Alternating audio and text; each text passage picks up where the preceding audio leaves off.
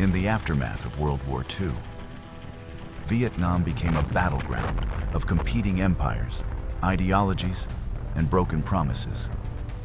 This is the story of how British forces briefly governed a fractured nation, enlisted surrendered Japanese troops to suppress rebellion, and paved the way for France's ill-fated return.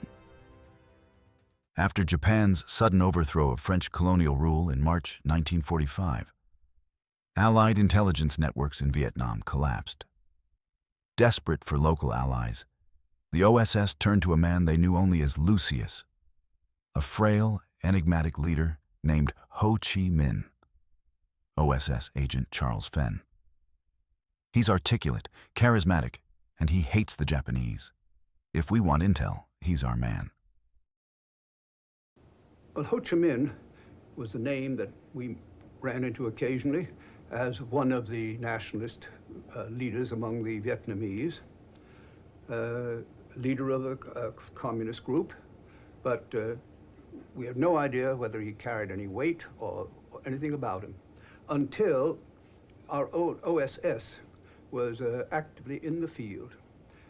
And when Ho Chi Minh began his very helpful operation of rescuing downed flyers who'd fallen in the jungle. I first met Ho on the China border between China and Indochina in the last days of April of 1945. He was quite an interesting individual, very sensitive, very gentle, a rather frail type. We spoke quite at length about the general situation, not only in Indochina, but the world at large. We knew he was a communist, but we also felt, as they did, and the way anybody who has met Ho Chi Minh that I've ever talked with had the same feeling, he was first a nationalist and second a communist. That is, he was interested in getting the independence of his people, and then he thought probably the best thing for them was the communist type of government. But he was a nationalist first and foremost. On July 16, 1945, Major Allison Thomas and his OSS Deer Team parachuted into the jungle near Hanoi. Their mission? Train Viet Minh guerrillas to sabotage Japanese supply lines. Major Thomas: forget the communist bogeyman. These people want freedom, just like us. The Deer Team went in and they organized out of about 500 Vietnamese. We selected, with the help of General Giap, selected 200. We spent the next 4 weeks training these young men into the art of using automatic weapons, demolition equipment, and the infiltrating and exfiltrating into various dangerous areas. There, for the first time, we saw what kind of troops the Viet Minh were. They were a very willing, fine, young nationalist, really what we used to say gung-ho type.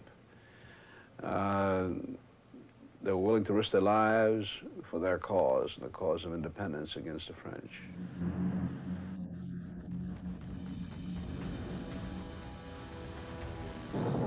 After Japan's surrender, the Deer Team and Viet Minh marched triumphantly to Hanoi.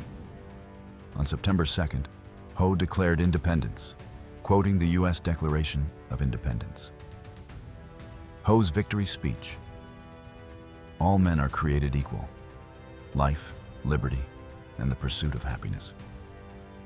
But celebrations were short-lived. The U.S., prioritizing Cold War alliances, abandoned Ho and backed France's return. OSS operatives like Peter Dewey warned, "Cochinchina is burning. We ought to clear out." Operation Deer left a bitter legacy.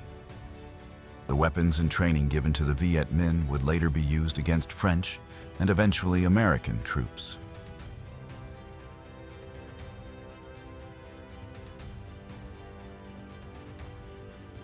There was quite a division in the State Department over Indochina. Both the Far Eastern Office and the European Office were in complete agreement that we wanted a strong France recovered in Europe from the trauma of Vichy and the defeat in the war. But the European division felt to help get the French back on their feet, we should go along with practically anything that the French wanted. We in Southeast Asia Division and the Far Eastern Office, on the other hand, were very conscious of the tremendous surge of nationalism that was taking place, had already started before the war, and now had been thrust forward at accelerated speed during the war. And the result was the department had no official policy towards Indochina. At the Potsdam Conference, Allied leaders divided Vietnam at the 16th parallel. Chiang Kai-shek's Chinese nationalists would oversee the North, while British General Douglas Gracie was tasked with disarming Japanese forces in the South and restoring order, ostensibly for France's return. When Gracie's 20th Indian Division landed in Saigon on September 13, 1945, they found a power vacuum. The Viet Minh, led by Ho Chi Minh, had declared independence days earlier, while Japanese troops, still armed, lingered uneasily. We had come out of Burma, and it was literally like going into a beautiful slice of Paris. It was a wonderful experience after what we had been through, and I think that we had not been warned that there was a political situation, or potential political situation on our hands, and we were driven into Saigon, and there were banners out saying, "Welcome to the Allied Commission," in English. The situation was apparently completely peaceful. Then the local people, who we came to know as the Annamites, started digging up the road at night. You'd be driving along and suddenly a tree would drop in front of you. And it moved on from there to a situation where there was a lot of incendiarism at night, and we were rushing troops from one point to another, becoming a more difficult situation. Gracie said to his aides, "Our orders are clear. Secure Saigon for the French. But these Viet Minh are everywhere. We'll need the Japanese to maintain order until reinforcements arrive."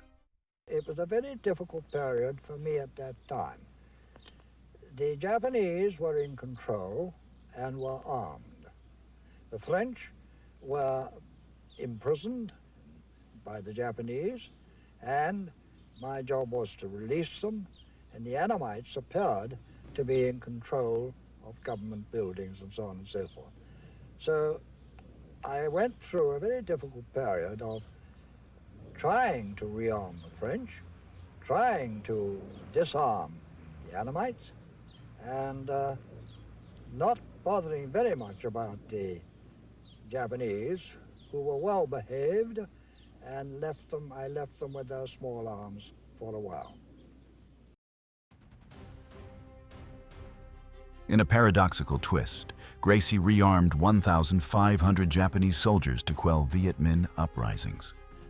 These former enemies now patrolled together, firing on Vietnamese nationalists. The Viet Minh saw this as betrayal.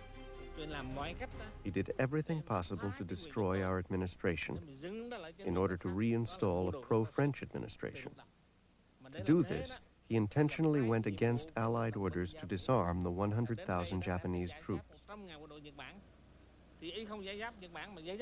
Instead of disarming them, he disarmed us, the revolutionary forces of Vietnam. He used the Japanese troops and rearmed the French Legionnaire regiments to fight against the Vietnamese Revolution. And everything got a bit out of hand. And the only logical thing to do was to rearm the Japanese, who were highly trained, they had surrendered, and they were at that time reliable. It was a bit odd to do it, I admit that, but it worked. How did you feel? Did you approve? I personally thought it was the right thing to do, because I had been dealing with the Japanese quite a lot, answering their problems about terms of surrender and so on and so forth, and I felt it was far better, and I felt happier, to have rearmed Japanese in control of the key points, rather than trigger-happy an untrained Frenchman some of them were, running about and offering themselves as targets to the Annamites, and the Annamites taking full advantage of it. We did everything possible to accommodate Gracie. He came here with only 2 battalions of Indian troops. It was not a formidable force, but we still did our best to help him. We turned over our headquarters to him, and we enabled his troops to move about freely. Then he forbade us to move around and imposed a curfew. But Gracie's troops and the Japanese soldiers could move around, and he took advantage of this to mount a sneak attack on us on September 23rd. The orders, as I remember them, were on the 23rd, the French would take over certain key points quickly, quietly, from the Annamites, assisted by my troops when necessary. My troops would also take over the bank and the post office, and all this would be achieved quietly in the night. It went perfectly quietly and all right, but it broke down as the day went on the following day, that the French, as I said earlier, became overexcited and all sorts of shooting and noise was going on. By October, French troops began arriving. Gracie's forces handed over control, but not before clashes with the Viet Minh turned Saigon streets into war zones.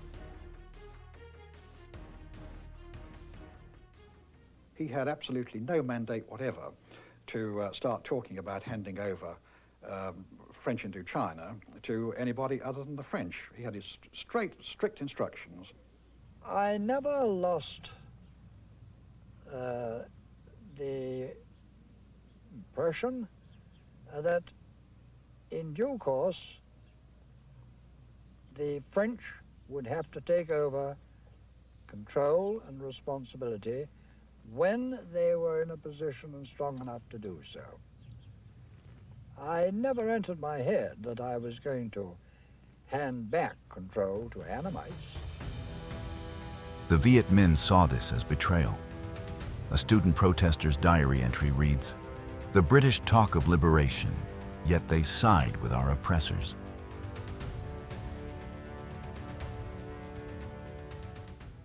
It was an obvious move that they were going to restore the French to power in Indochina. I think our European division probably silently applauded. We silently gnashed our teeth, and but there was nothing that we could do about it. This was a theater which we really only had nominal participation in, and so we just had to watch. OSS agent Peter Dewey was watching, and he made his presence felt by aggravating the French and British representatives. When Gracie and the French representative found out that we were meeting with Dewey, they were extremely angry. And although they did not say it publicly, they showed that they were clearly against the activities of Dewey. Colonel Dewey of the OSS was a law to himself. He had arrived and attached himself to the Control Commission, I think a little to Sadil's surprise as well as Gracie's surprise, and he was a man who acted always on his own.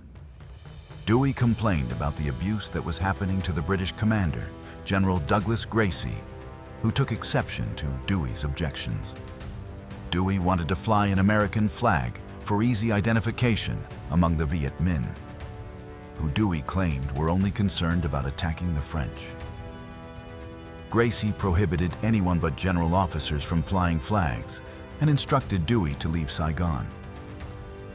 Later on, Dewey was shot in the head in an ambush by Viet Minh troops. Dewey's jeep overturned, and Dewey's subordinate, Captain Herbert Bluchell, escaped without serious injury, pursued by Viet Minh soldiers. As we were driving along, we came to a corner. We had to turn to the right, and Oh, about 10 yards further down, as we turned, we encountered a roadblock consisting of some logs and a little brush. Nothing formidable, but it necessitated for us to make a reverse S to get through. This was alongside the golf course, Saigon golf course. So as we're going through the S part of the roadblock, we saw 3 enemies in the ditch to our left. So Peter shook his fist at him and yelled something in French. Now, what he said, I don't know because I don't speak French or understand it.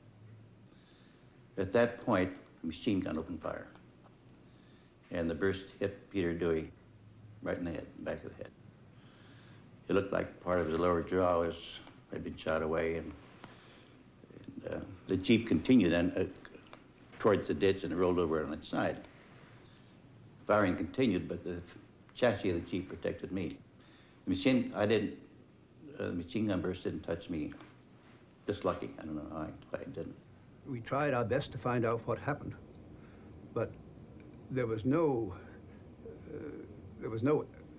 we could do, and it was a question as to whether there was anything we should try to do, because I say that was a case of a murder rather than a military action. Turns out that Peter Dewey was the first American to be killed in Vietnam.